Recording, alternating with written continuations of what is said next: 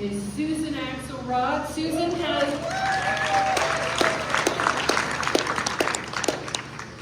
just so you know, this event would not be occurring if Susan Axelrod had not stepped up and said, "I'll spearhead that," and that's why we're here today. So thank you so much. Woo! So just to introduce Susan, she's been a Flagstaff resident since December of 2021. She's a confidence coach who works with women and young professionals offering confidence in life and business. She is a 6-time published author with a YouTube channel and several podcasts, and she can often be found on Any Mesa walking her dog, Mr. Cooper. Susan? Woo! Thank you so much for being here this evening. I'm going to take 1 minute to tell you why I raised my hand and initiated volunteering to run this event. A few months ago, I sat here in this same venue, right in that chair, listening to Attorney General Nez offer a town hall. Yes, it was amazing. I sat here, I watched her, and I listened to people come to the microphone and share their stories, and she stood here with a little book like this. She listened, she showed up for the people who elected her. And that was motivating to me. I met Susan, I got to know a little bit about Indivisible, and then I was at a community meeting, and I heard some rumblings, and I said, I'm doing this. This is what democracy looks like, folks. So, thank you. So we are going to get started. We have a couple of distinguished speakers this evening. I have asked Susan Shapiro to come back, take the mic, and tell us a little bit about Indivisible.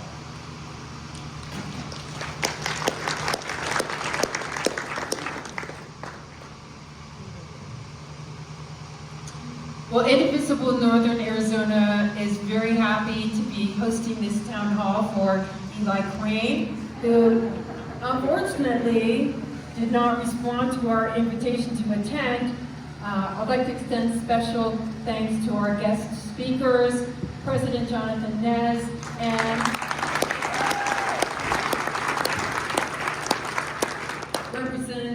Representative Yassamin Ansari.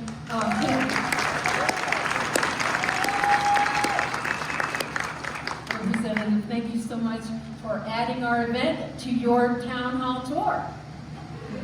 And we have several individual sponsors who stepped forward with some funding for this event. For those of you who are not familiar with Indivisible, we're a grassroots, action-oriented, progressive community. We're inspired by the Indivisible Guide. We follow Ezra Levin and Leah Greenberg and the national organization very closely. Our purpose is to connect, educate, and motivate collective action in support of democracy and human rights. Our motto is unite, motivate, activate. We will push back on MAGA by stopping what we can, stalling what we can't, and reducing harm in our community. We will be part of the backlash that helps build the momentum to take back the House in 2026. Yeah.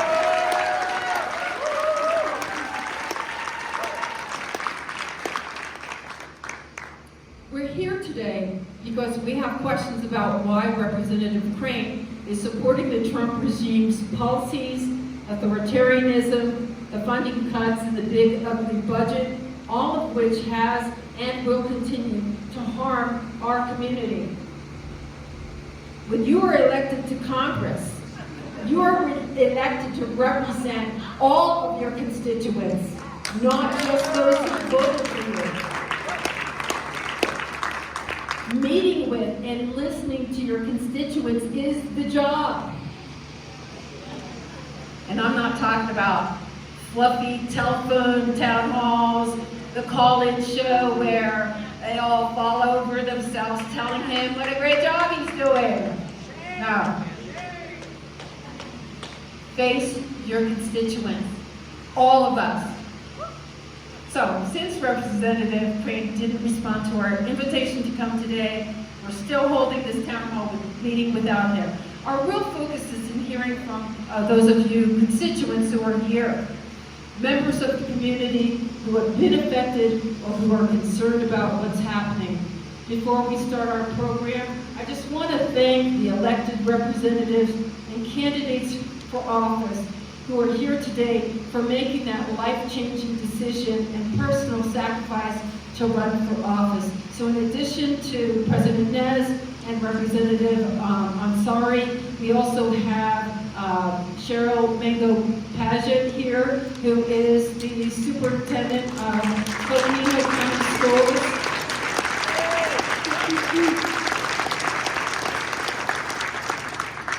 We also have Anthony Garcia here. He is a member of Flagstaff City Council.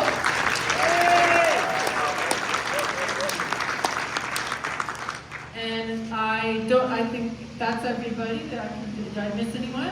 I don't think so. Raise your hand now, okay. And I also want to acknowledge Laura Carter is here. She is the chair of the Coconino County Democratic Party.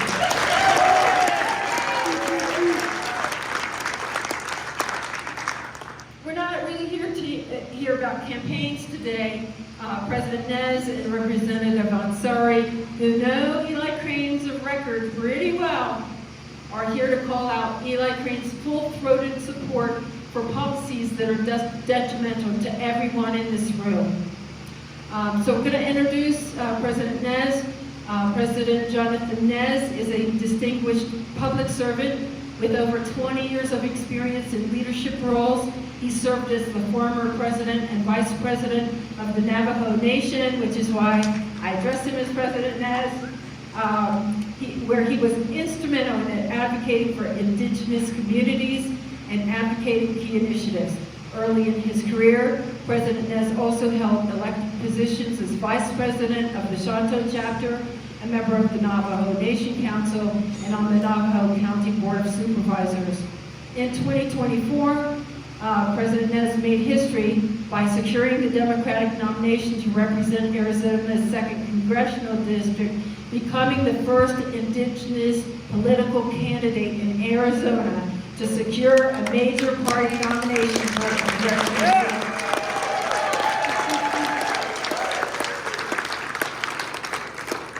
Now we all know that Democrats succumbed to a red wave in the last election, but President Nez outperformed Kamala Harris and Ruben Gallego. 1 week ago, he announced his second bid for CD2, and again, he's here today to call out Eli Crane's record of support for an administration that's a disaster for our country, our state, and our community. Welcome, President Nez.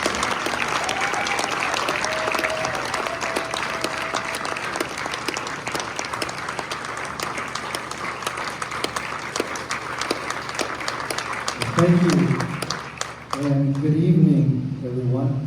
Hey, there you go. The last election, that was the Navajo word of the campaign, right? Yate.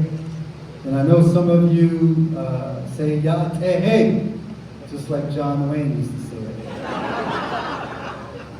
So if you all could allow me to introduce myself in my native tongue, I appreciate it. Yate Tódích'íi'nii dobe.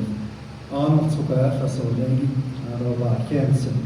Kado Hina Nashina Tódích'íi'nii. She Jonathan Nez and she Shin Shnota Isani Dashichi. Tódích'íi'nii Dashichi or Táchii'nii Dashinana. You know, that beautiful language that you heard helped win battles and helped win World War II, right? Now, co-talkers. We honor our Navajo co-talkers today. And I also want to acknowledge our veterans that are here today. Let's give them a big round of applause. Thank you for your service. Thank you.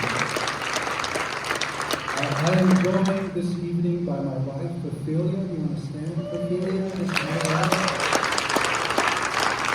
And my son, Alexander. You want to stand, Alex?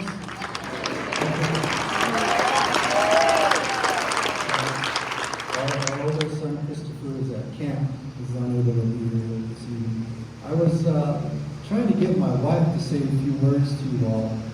But of course, you all know she steals the show, and I end up being pushed in the back. So, but as I always say, she was an intricate part of our governance these past 20 plus years. So I appreciate that for feeling oh yeah. And she was the true president of the Navajo Nation. I was just the face of it, all right? Thank you all for being here. It's great to see so many faces from across northern Arizona, from our towns and tribal communities, our churches and chapter houses, our schools and neighbors, standing together as one. We stand here not just to demand answers, but to convey something deeper, our shared belief in one another, our belief that when we come together across race, across faith, across party lines, we can build something bigger and better for ourselves. Some of you may have already heard the news. Last week, I announced that I am ready to once again warrior up and run to represent Arizona's second congressional district in the United States House of Representatives. With that said, I appreciate Representative Ansari for what you're doing, not just here, but all across the country, and to stand up for hard-working Americans, for hard-working Arizonans. Let's give her a big round of applause. Thank you so much. And of course, I have to be respectful and say thank you for being here, Representative Eli Crane, for joining us today. You don't have to say much. We'll say everything for you. Well, this decision to run was a very difficult decision for me and my family. But I want to say that there were some negative, hurtful policies that are coming out of the White House and from the MAGA Republicans that are in Congress right now. And I think what really made our decision for running for this office is that big, bad, ugly bill, right? And let me just say to Mr. Crane, did you read almost 100 pages of that bill? I don't think so, because his actions show that he didn't read any part of that bill, I think. And we are now finding out day by day what's in this bill, which was rushed through Congress. I've seen too many people being left behind. I see rural hospitals about to close their doors because of crippling cuts to Medicaid. I see families struggling to afford to pay their bills, put food on the table, and access clean water. I see veterans who served this country honorably waiting months for care, only to see their services cut. I see families worried about going outside their homes in fear of a masked men rounding them up. That's why, ladies and gentlemen, I'm running against Eli Crane. He's not here today, but we are going to send a big, big message to him. Am I right, ladies and gentlemen? That enough is enough. We are tired of all the promises made and all the promises broken. And it's just been 6 months in. It's crazy. And I'm sure you all want someone that dresses a little better than our congressman. And I might have to lend them my bling here in Washington, D.C. But I've lived in this district, unlike my opponent, unlike Eli Crane, who lives in Oro Valley. Did you know that? Oro Valley, 1 hour away from the southern edge of our district, Congressional District 2. 1 hour away from the border as well. You know, I moved back to Flagstaff. I went to school here at NAU. That's where I met my beautiful wife. We took on the challenge of getting our education and going home, helping there. We did that, and we came back to Flagstaff.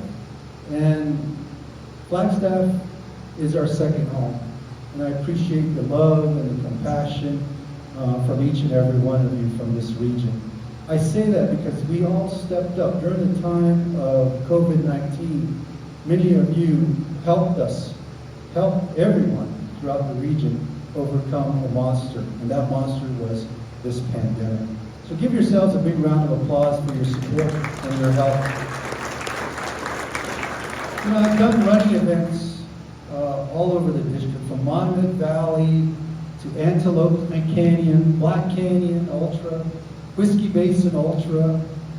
I've seen this district, I think, better than Eli Crane, and know what is important to each and every one of you. You know, it's very important that our leaders come and listen to you, and not come in telling you what they want you to hear. And I appreciate, again, our Representative Ansari for doing just that with this town hall. And let's give a big round of applause to Northern Arizona Indivisible for putting on this event.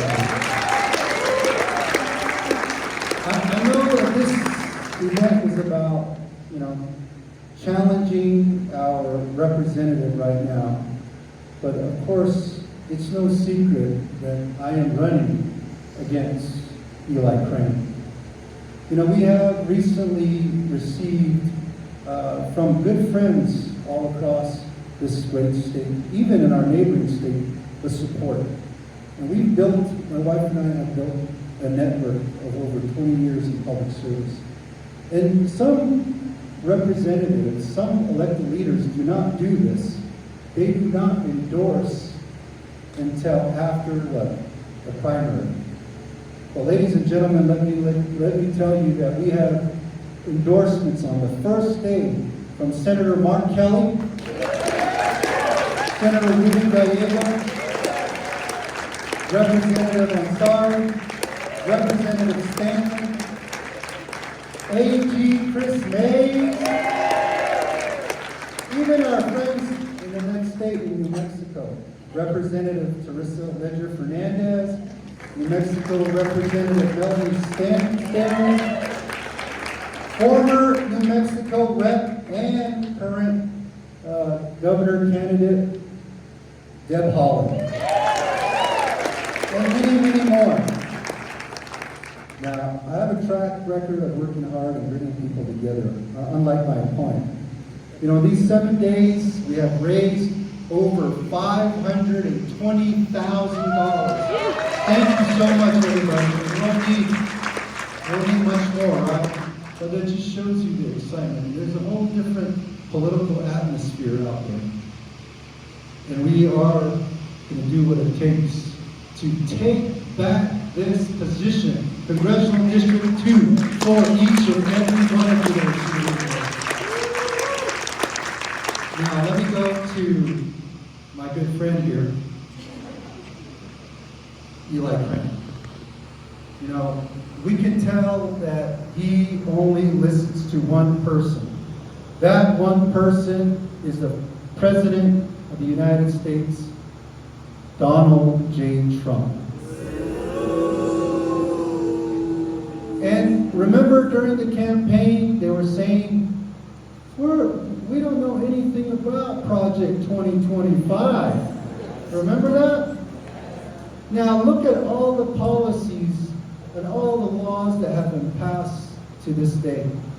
How many of Project 2025 is now being implemented, ladies and gentlemen? That should put fear into each and every one of us, but it should also revive us to work hard in the midterms, to make sure that we protect the most vulnerable population, to protect each and every one of us in rural Arizona and in tribal communities. You know, promises have been made, promises have been broken. That sounds familiar for indigenous peoples, doesn't it? We were told by Donald Trump and his MAGA Republicans he would lower prices on day one. Representative Crane, let me tell you, prices are going up. Prices are going up for hard-working Arizonans, hard-working Americans all across the country. High prices of goods and services. And guess what? Our representative is out there fighting, not for us, but for the millionaires and the billionaires in this country. And that is a sad state of affair for this district. Now, the other thing that came out during a lot of the town halls that we had was the need for water. Water is needed in our district more than ever before, especially in times of a drought. There are population growth areas in this district, Prescott Valley, all the way down to the city of Maricopa, the need for water, the need for infrastructure. But yet, we don't hear one word about the need for water, Representative Crane. We need your help. Wake up. It's time that you advocate for all of us. And let me just also say, tomorrow is the 60th anniversary of Medicaid and Medicare. These programs are a hand up, not a handout. They are lifelines that make it possible for people to afford the care they need. They make it possible for hospitals in the most rural parts of northern Arizona to stay open. They make it possible for nursing homes to hire the staff they need to keep people safe. Eli Crane, we need you to protect Medicare and Medicaid. We need you to stand up for access. See, that's one thing I've heard across this district. When people in D.C. all across the country talk about Medicaid, some of our folks don't know that Medicaid and access are the same thing. We need to get the message out, ladies and gentlemen. 1 out of 3 people in this district rely on Medicaid, rely on access, and they're going to be possibly losing their health care. We need to get the message out, ladies and gentlemen. Let's go out and tell folks there's a possibility of a closure of rural health care facilities like Page, Globe, Winslow, and many more throughout the state of Arizona. You know, I saw a press release today. Maybe you've seen it. From you, Mr. Crane. It says, since January, my district office has returned more than $4 million to constituents through casework. Right? That's his job. But did you know that congressmen and women here in the United States get around $25 to $40 million for projects in their district? And not one penny has been returned to Arizona's 2nd Congressional District. Where did I say Eli Crane lives? Where do you live, Eli Crane? Oro Valley. Check this out. Tódích'íi'nii. I guess that's his congressman, huh? $34 million for water, housing, public safety, and infrastructure projects in AZ6. He used he's a Republican, he used his money to take back to his constituents.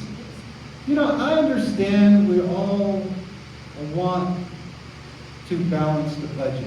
We all want to be we're all fiscal responsible at our home. But we all pay taxes, right, ladies and gentlemen?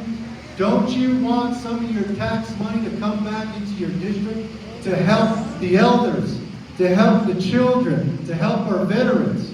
But yet, ladies and gentlemen, not one penny is spent in Arizona's 2nd Congressional District. And I just appreciate our 2 senators who used their allocation to bring back some of those, dollars into our district, but not one penny from Representative Crane. Look at this, Oro Valley. Guess how much Oro Valley got, ladies and gentlemen? $7 million in where Eli Crane lives right now. $7 million to help improve the quality of life for that community where he lives, and yet we have not seen one dime come into this district. Tell people about that, ladies and gentlemen. Let them know that we want our hard-earned tax money to come back into our community. Now, let's not forget, Representative Crane, why did you introduce a bill to get rid of judges? Federal judges that do not follow what Donald Trump says. That is a direct attack on our democracy, ladies and gentlemen. Attack on our democracy.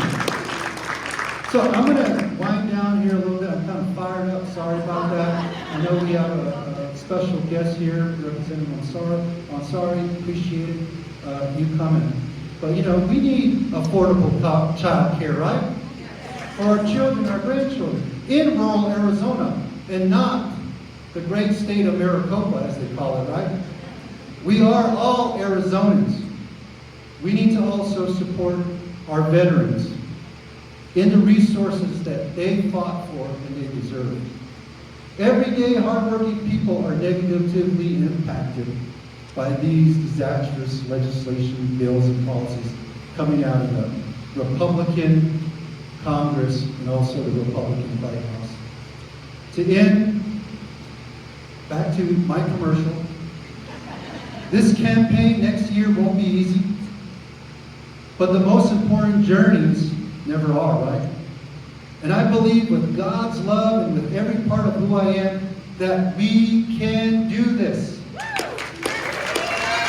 Not just for us, but for our children and their children, for all those generations yet to come. Let's walk together. Let's fight together. And let's build something beautiful together. Are you ready? Let's fire up. Again, thank you, and God bless each and every one of you. Appreciate it.